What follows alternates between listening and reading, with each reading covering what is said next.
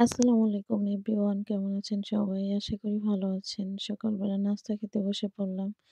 এই তো ঝুরা মাংস আর একটা ডিম দিয়ে তারপরে দুপুরে রান্না করব।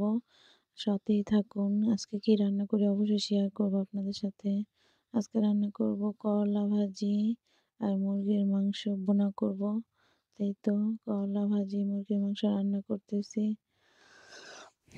তো রান্না করতে করতে আপনাদের সাথে একটু ভাবলাম যে শেয়ার করি। এই তো ২ চুলা বসাই দিছি, ২ পদের রান্না। তাই এই তো আসলে পেঁয়াজের বলে অনেক দাম বাংলাদেশে, জানি না। আর আমাদের এখানে অনেক পেঁয়াজ আমরা মানে বেশি অংশে আমাদের পেঁয়াজই খাওয়া হয়। আর এভাবে রান্না করে আমার আম্মু শিখাইছে করলা ভাজি। আর এখানে ৩ পিস ৩ পিস ইলিশ মাছের লেজ নিয়ে নিছি ভর্তা বানানোর জন্য। আসলে এ ইলিশ মাছের লেজের ভর্তা এখন ভাইরাল। তাই ভাবলাম আমি একটু বানাইয়া খাইয়া দেখি কেমন লাগে। দেশে গেছিলাম পড়তে, মাওয়া গেছিলাম যখন, মাওয়ার থেকে আমি এরকম ইলিশ মাছের ভর্তা, লেজ ভর্তা খেয়েছিলাম। মাওয়া আমরা সবাই ফ্যামিলি নিয়ে যখন ঘুরতে গেছিলাম।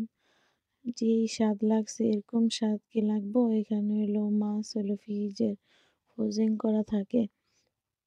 টাটকা মাছ পাওয়া যায় না। মাওয়া যখন গেছিলাম তখন টাটকা মাছের ভর্তা যে স্বাদ ছিল, নিজের হাতে দেইখা মাছ নিয়া তারপরে ভাইজা ভর্তা বানায় দিছে তারা, যেই স্বাদ ছিল এরকম স্বাদ কি আর পাওয়া যায় নাকি?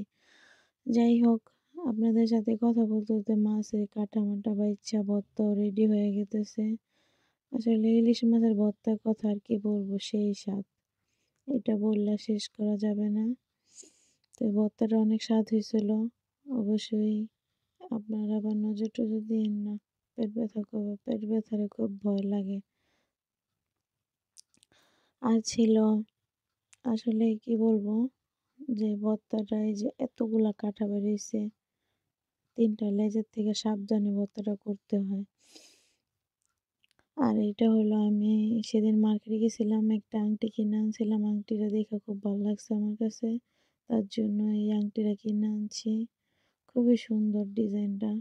এই তো একটু দুষ্টামি করতেছিলাম। এই আংটিটা আর হলো এক জোড়া সুই সুতা কানের বালি কিনে আনছে আমার ভাবি। ওইটাও অনেক সুন্দর ছিল। আর আমি এই আংটিটা কিনে আনছিলাম। আমি একটা আংটি চেঞ্জ করে এটা কিনে আনছি। আর কিছু টাকা এখানে আরো দিতে হয়েছিল। তো খুবই সুন্দর।